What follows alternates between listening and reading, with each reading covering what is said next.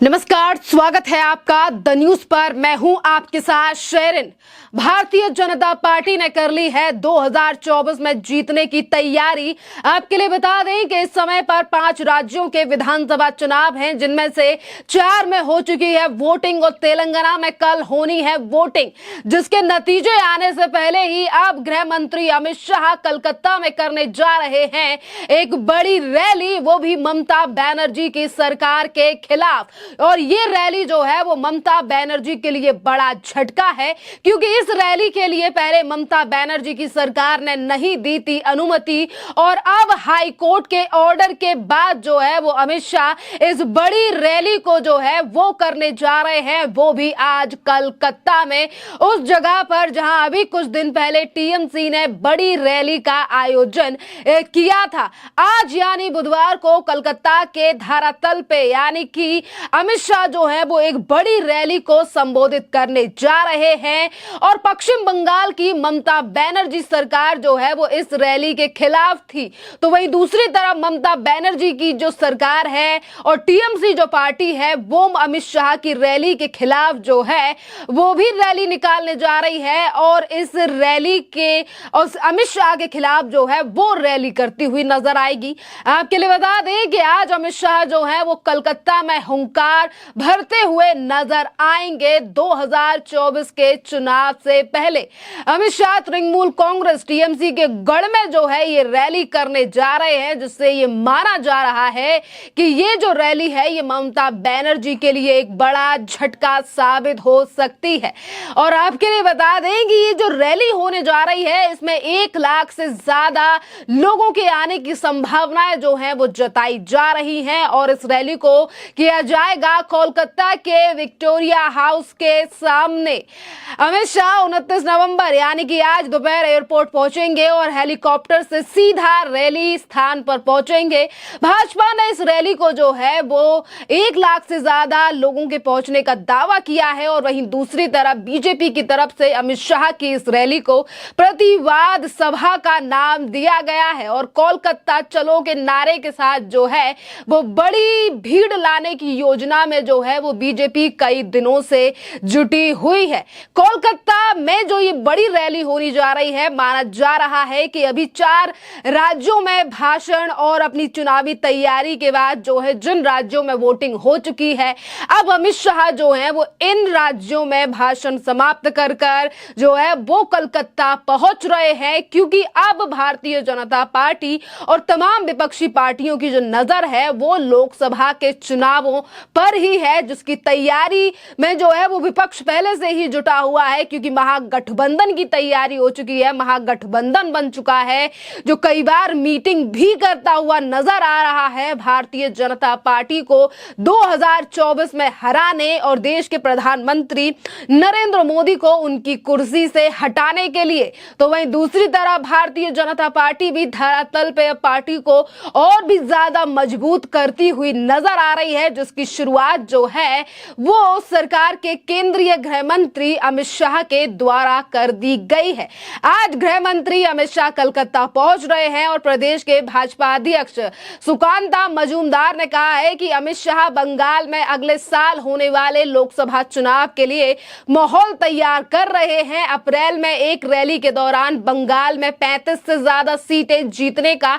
लक्ष्य दिया था। गौरतलब है कि भारतीय जनता पार्टी ने 2019 में राज्य की 42 संसदीय सीटों में से 18 पर जीत हासिल की थी, यानी कि विधानसभा चुनाव देखा जाए जो कि 2021 में पश्चिम बंगाल में हुआ था, या फिर लोकसभा चुनाव जो कि 2019 में हुआ था, हमने इन दोनों ही चुनावों के परिणामों में यह देखा है कि बीजेपी का जो ग्राफ है आज वो पश्चिम बंगाल में पहले के मुकाबले बढ़ता हुआ नजर आ रहा है, और इसीलिए अब लोकसभा चुनावों की तैयारी में अगर बीजेपी जुटी है तो इसीलिए पश्चिम बंगाल से जो है वो शुरुआत की जा रही है, जिसके खिलाफ शुरुआत से ही ममता बनर्जी की सरकार ने जो है वो इस रैली के लिए पहले अनुमति नहीं दी थी। केंद्र सरकार यानी कि इस रैली के लिए जो है वो हाँ कहा गया है, और हाई कोर्ट के फैसले के बाद जो है वो इजाजत दी गई है इस रैली के लिए, और इसीलिए ममता बनर्जी की जो पार्टी है आज ब्लैक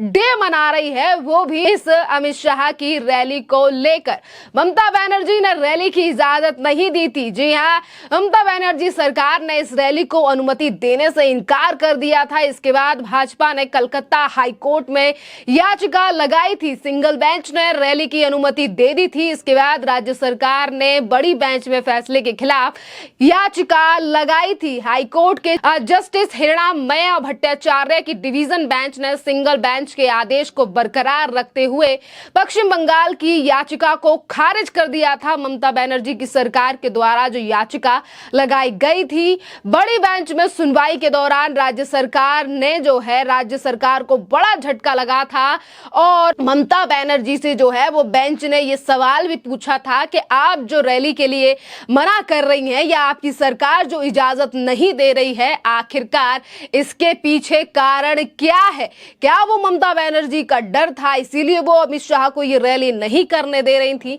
जिसके लिए राज्य सरकार के वकील ने जो है वो बताया था कि विक्टोरिया हाउस कलकत्ता शहर का केंद्र है, यहाँ सभा होगी तो शहर ठप हो जाएगा। उन्होंने बताया कि 21 जुलाई को छोड़कर वहां कोई भी सभा नहीं होती। इस पर कोर्ट ने पूछा कि 21 जुलाई को ऐसा क्या खास है कि इस दिन छोड़कर वहां कोई सभा नहीं हो सकती है। कोर्ट ने कहा कि बेवजह समस्या खड़ी की जा रही है। कोर्ट के दौरान चीफ जस्टिस की बेंच ने कहा था कि इस मामले को लेकर बेवजह की समस्या खड़ी की जा रही है। कलकत्ता में कई ऐसी सभाएं और रैलियां हुई जिनकी इजाजत नहीं थी। इन रैलियों की वजह से शहर की ट्रैफिक समस्या जो है वो चरमरा गई थी और पुलिस उसे नियंत्रित नहीं कर पाई थी। यानी कि ये तमाम जो बातें हैं वो ममता बनर्जी की सरकार कोर्ट में कहती हुई नजर आ रही है। और इसी जगह पर जो है वो अभी कुछ महीने पहले यानी कि नरेगा को लेकर जो है और केंद्र सरकार के खिलाफ इसी टीएमसी सरकार और अभिषेक बनर्जी और ममता बनर्जी के द्वारा